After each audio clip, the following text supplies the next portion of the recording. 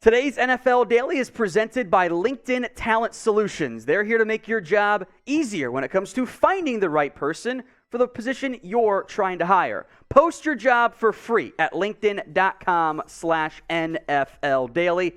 Here's a bit of a tease of what's coming up on today's show. The latest on Jimmy Garoppolo, if Isaiah Wynn could be traded, Mike Gesicki suddenly on the trade block. We'll also break down the Seahawks quarterback battle. But there was another NFL trade that happened moments before we got live today.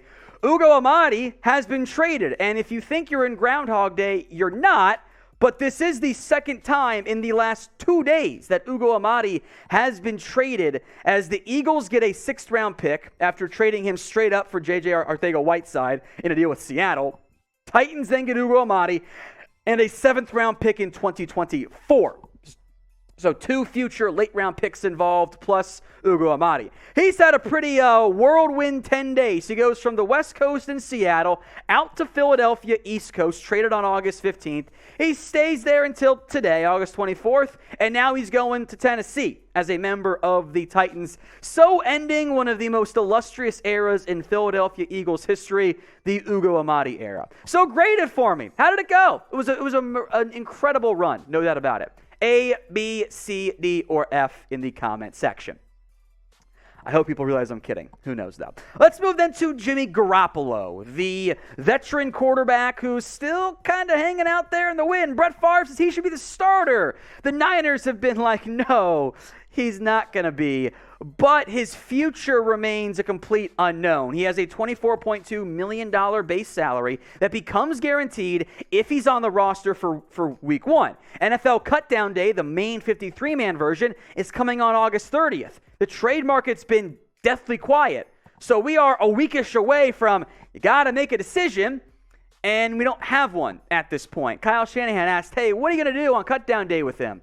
He said, I don't know what I'll do that day. We'll probably decide when it comes. I think any scenario is possible. That would leave open he's just back at his current contract. We trade him, we cut him and then re-sign him. He takes a pay cut. All those options then would be on the table if you believe Kyle Shanahan. There's a very different report, though, from Peter King, who says that Garoppolo does not have the Niners playbook, and he's not involved in any of the team meetings at quarterback. So that is not the mark of somebody who's close to being a part of this team. Right now, I'll make note, I don't think last year's playbook and this year's playbook is that different. I think it'd be fairly similar overall, but Trey Lance, the offense will be different. There will be a lot more read option looks than there ever were with Jimmy Garoppolo.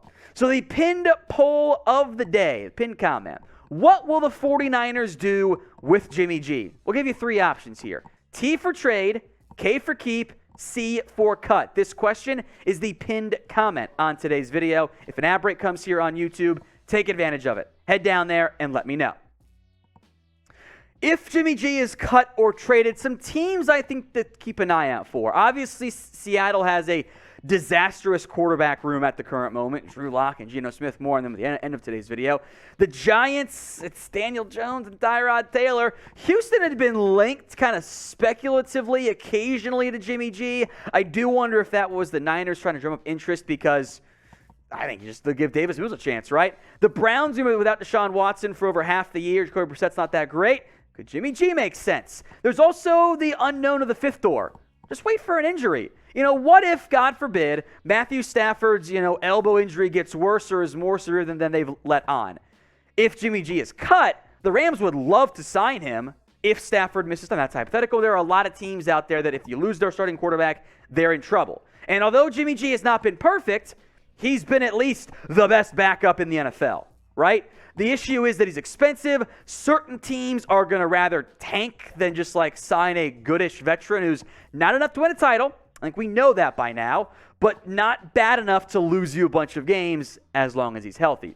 So make your predictions for me. Where will Jimmy Garoppolo play in 2022? Sound off for me in the comments section. We mentioned earlier, today's show is presented by LinkedIn Talent Solutions. Our most recent hire here at Chat Sports, found through LinkedIn. As you gear up for fall, you need the right people on your team to help your small business fire on all cylinders. LinkedIn Jobs is here to make it easier to find the people you want to talk to faster and for free.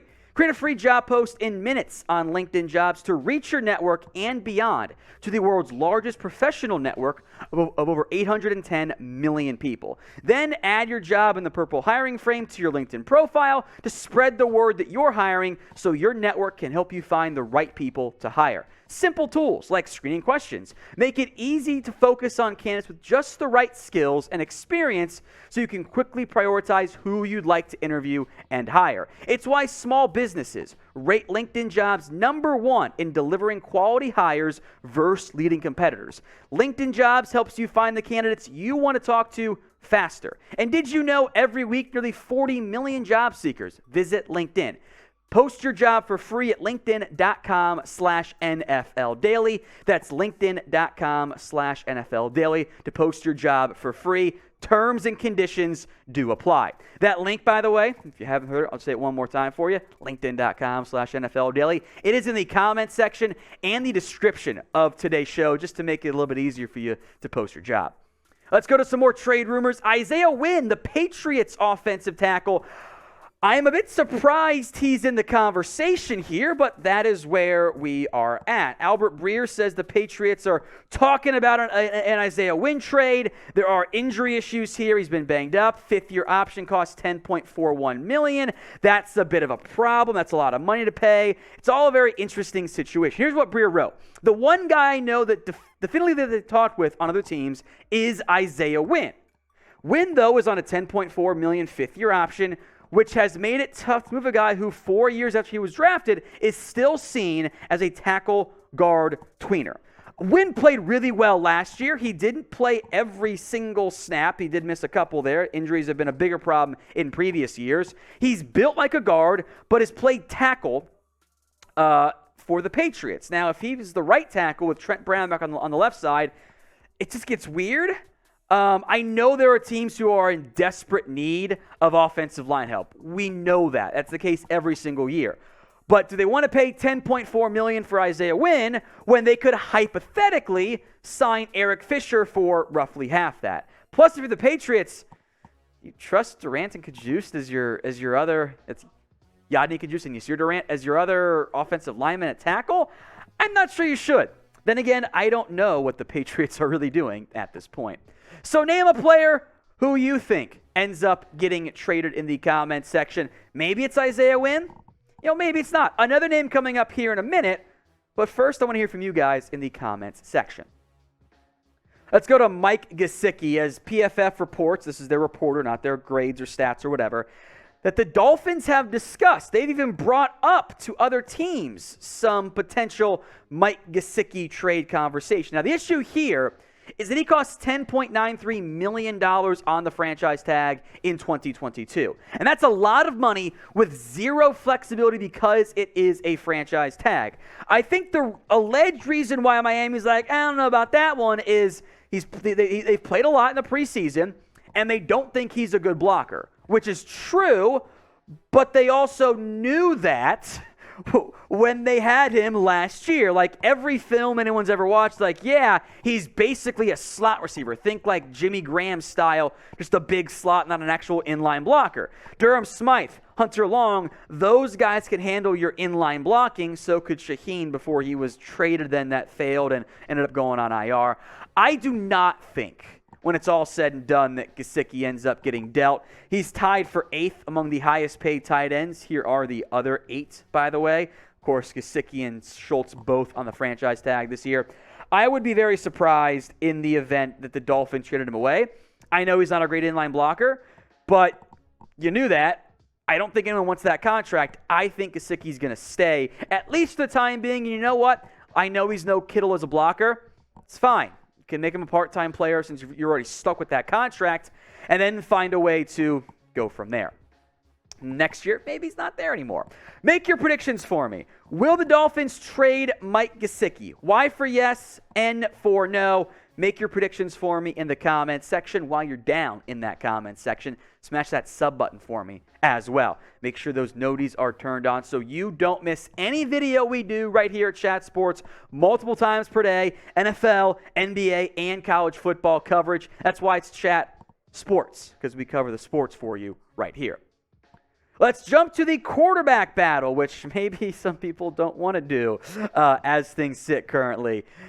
Geno Smith is going to be the third and final start of the preseason against the Dallas Cowboys. Now, Drew Lock was supposed to start week 2 in the preseason, but he missed that game due to COVID-19. There were thoughts, questions, theories that, hey, maybe Geno Smith would not start week 3.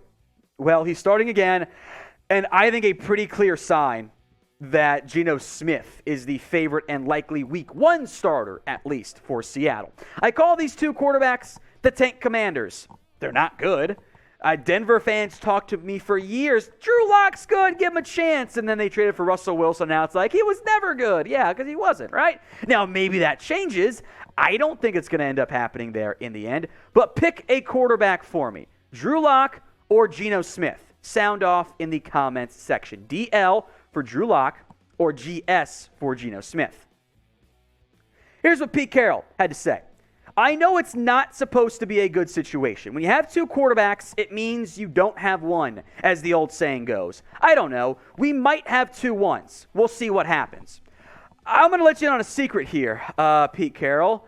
You do not have 2 number 1 quarterbacks. No, you don't. You don't have a single number 1 quarterback when it's Geno Smith and Drew Lock. That's just not the reality. Their numbers for their careers have not been good.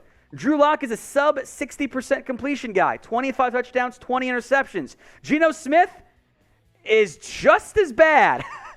That's just the reality of the situation. Now, maybe Drew Lock, who is going to, quote, play a lot in the final preseason game, maybe he makes a big-time splash and earns that job.